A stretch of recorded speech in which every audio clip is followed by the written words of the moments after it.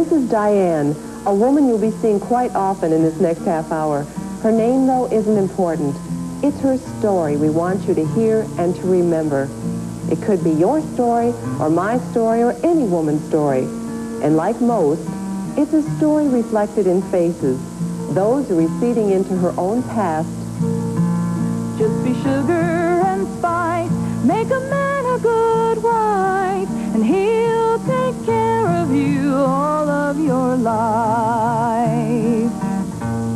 Those from life as she never dreamed it would become. These faces, for example. Diane and they, and all the lives dependent on them for survival, has shared what is becoming an all-too-common American affliction, poverty shock.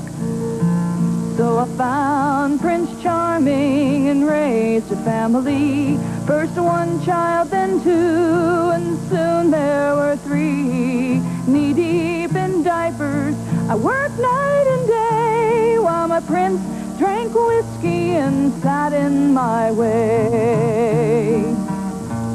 Hundreds of thousands of ordinary, honest, conscientious women and the children born to them in this most affluent of world nations are poor. The many different faces and voices you will be seeing and hearing belong to, in addition to some prominent local and state authorities, real women who really are or have been living in poverty.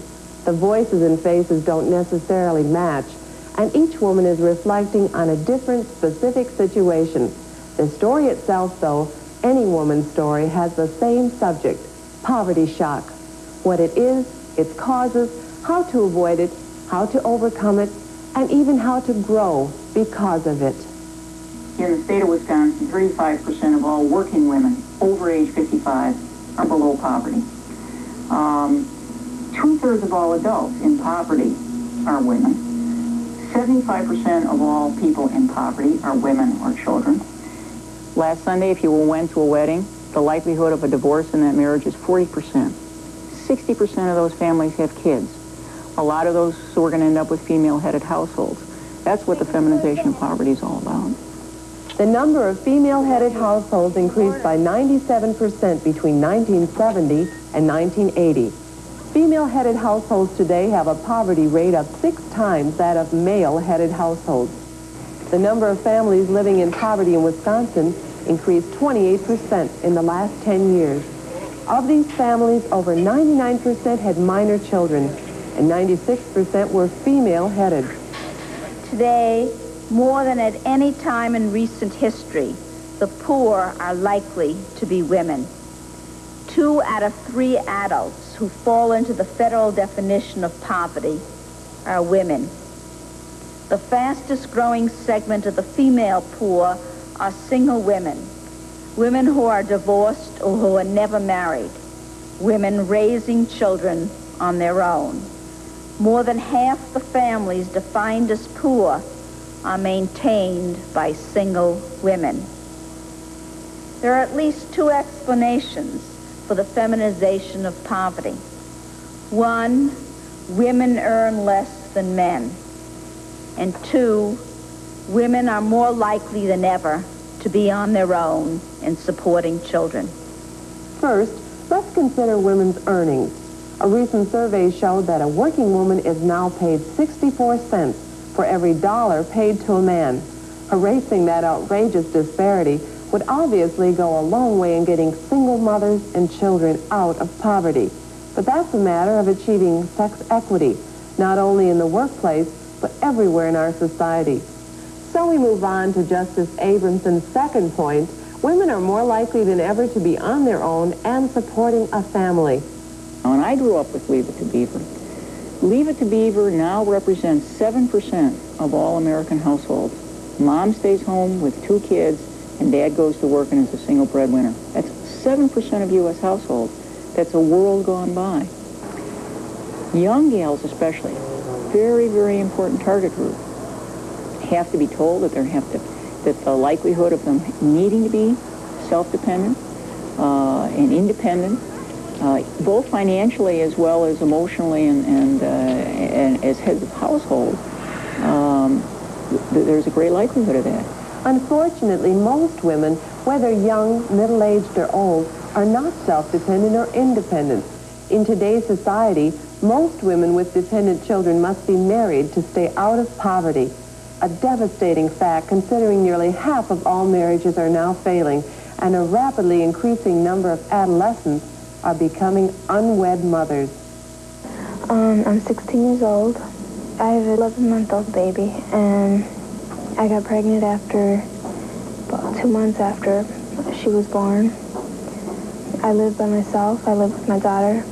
I never know what's going to happen next or what my next move is going to be. I don't even know if I'm gonna really go through with having this apartment and trying to be so independent, because it's not that easy trying to be independent all at once. 7 out of 10 teens have intercourse before they're 19. 4 of those 7 get pregnant. We had to have an abortion because my mom thinks that's the best thing. I wanted to keep it. It hurted. I cried the night before, and it even hurted for quite a while afterwards. And so, I was really scared when it happened, and I wanted to keep it. And I thought, if it happens again, it's going to stay whether I'm done with school or not. A lot of parents object to the school systems teaching the areas of family planning and so forth. But as a former policeman, I can tell you that I found them in the backs of cars or in parks under a condition that the parents would never realize. So if they're not going to learn it somewhere in a controlled process, they're going to learn it by experimentation, and I think that's where they're going wrong. It's a big deal. If I can't make cheerleading and I can't make the school play, I can make a baby. If I feel totally ineffective, the one thing I can do is make a baby. And whether it's getting attention, whether it's feeling some sense of purpose, a sense of accomplishment or mission in life, if there's no other way I can provide that for myself. Our focus here is women in poverty, and it's time we turn our attention to the primary victim in Wisconsin's Fox River Valley, the displaced homemaker. She is any woman whose principal social economic role has been the care of her home and family until some catastrophe, separation, divorce, widowhood, the disabling of her spouse, devastated her accustomed lifestyle. Suddenly, in addition to the responsibilities that were hers before, she must also provide an income for herself and her dependents. My husband is disabled from a job-related injury, and I have 4 children. When my husband had an income, gainfully employed meant having a second income to help along with extras and also to keep me happy, busy, doing what I like to do. When he did not have an income, it changed drastically. It meant I had to have a job. I needed money to support a family, and I needed benefits. The ranks of the displaced homemaker have risen nearly 30% in the last 10 years, a result in our community at least of more and more broken marriages. Getting divorced is the most painful experience I've ever encountered in my life. At the time of my divorce, I still had 3 minor children to raise. And so I just learned to do what one does when you aren't getting the financial support that we had been used to. Today, in the first year after a divorce, the average ex-husband's standard of living increases 42%. His ex-wife and children goes down 73%.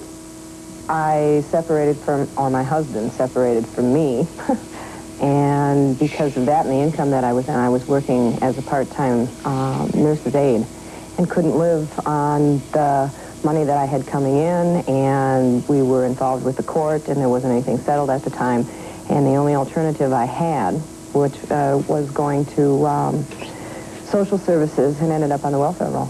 With 2 children and myself, I received $544 a month, plus about $103 worth of food stamps, which it's not a lot to live on. I lost the car. I would have lost my house, but my family has been helping me keep the house. I lost everything. Right now, a lot of bills are unpaid. They probably won't be paid for a while. I got foreclosure papers on my house. I'm not sure what I'm going to do about that. And after a while, you don't get hungry.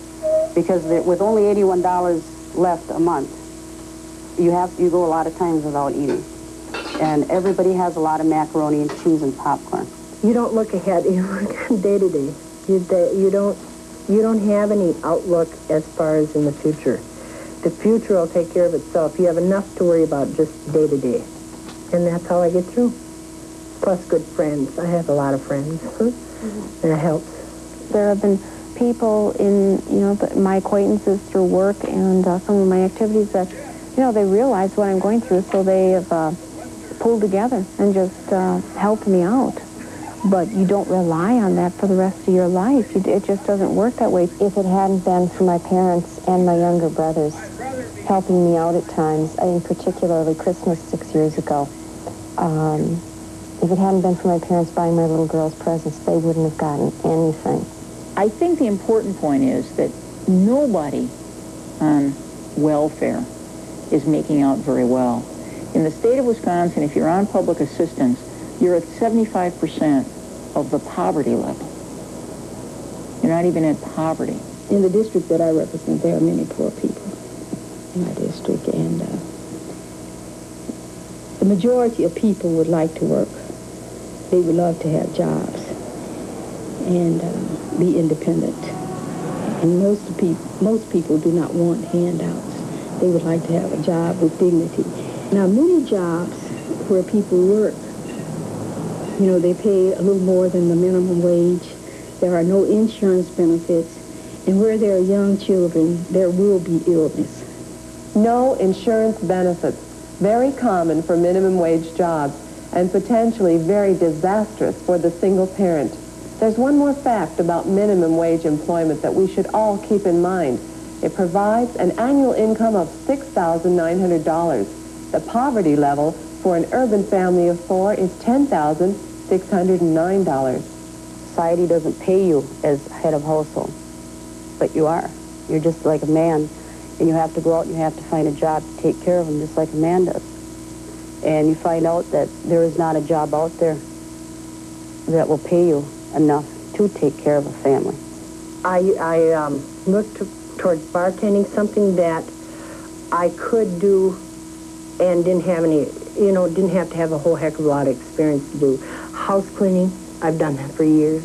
We have a lot of women in today's society who are not prepared with job skills and education to step in and be the breadwinner where the husband once was. I think that's one of the major points that I would want to get across to a young woman, is that you've got to be prepared for any eventuality. I thought with a college degree I would have any trouble.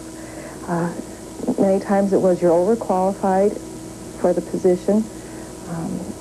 Many times it was you will probably just work a few months and go to something that pays more. They'll tell you things like, well, we know you're not going to work for this amount of money, but we can just hire somebody right out of high school, and they'll do it. Well, we did win the right to work. And what we want is the right to work for minimum wage. And that's how come we are at the point of looking at this whole issue of the feminization of poverty. Unfortunately, a woman is still endangered by poverty, even if she's as well prepared as she can possibly be to support herself and her dependents. The disparity between men's and women's wages and nationally high unemployment make that an unpleasant reality.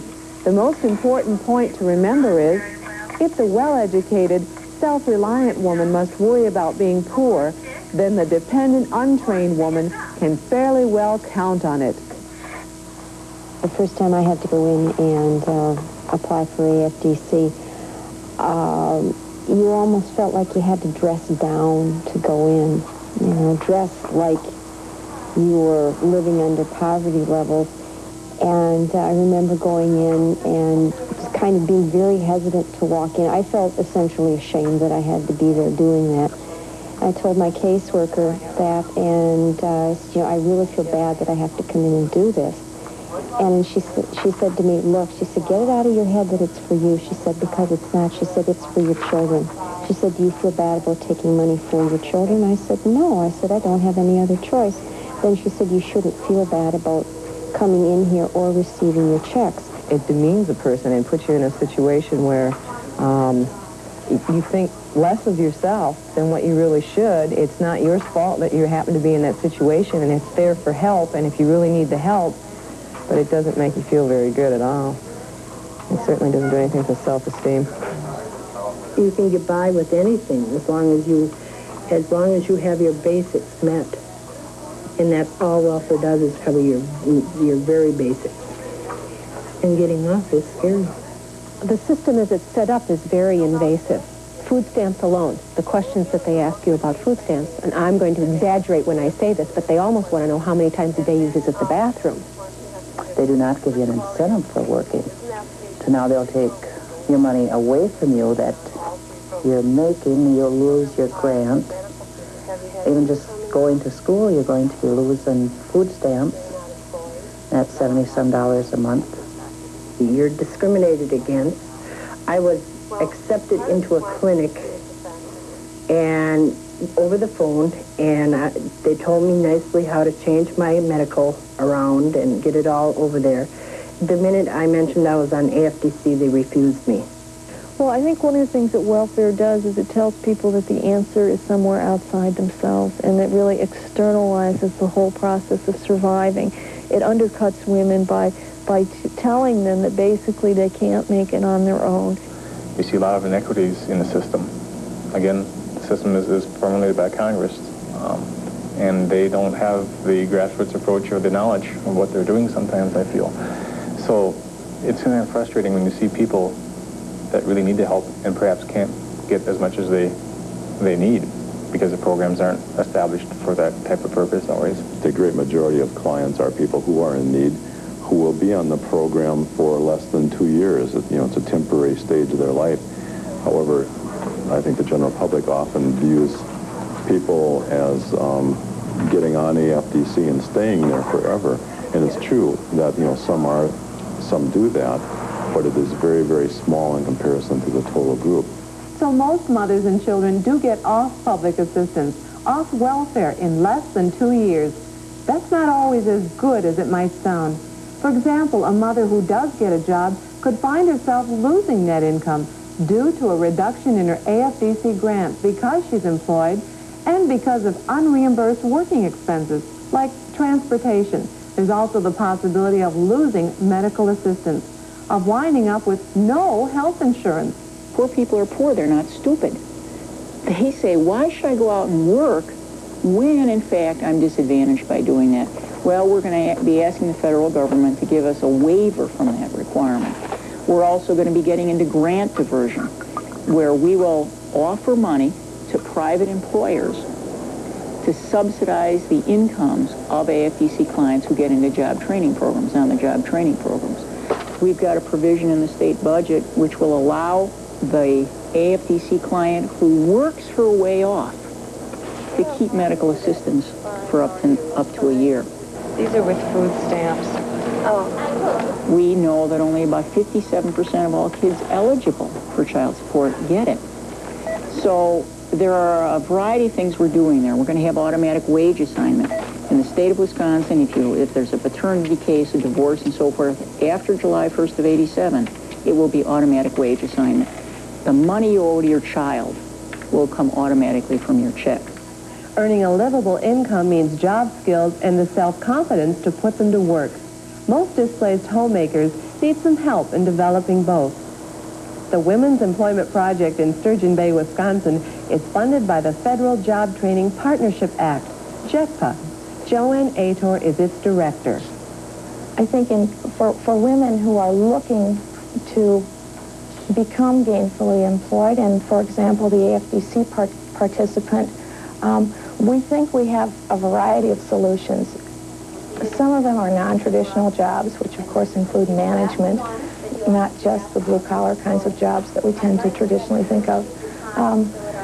The second thing that I think we do is the upward mobility skills, so that if a woman ends up in a $3.35 an hour job, she will learn how to move up through those work relationships, learn how to ask for a promotion, learn how to earn that wage, and use her skills very effectively with her co-workers.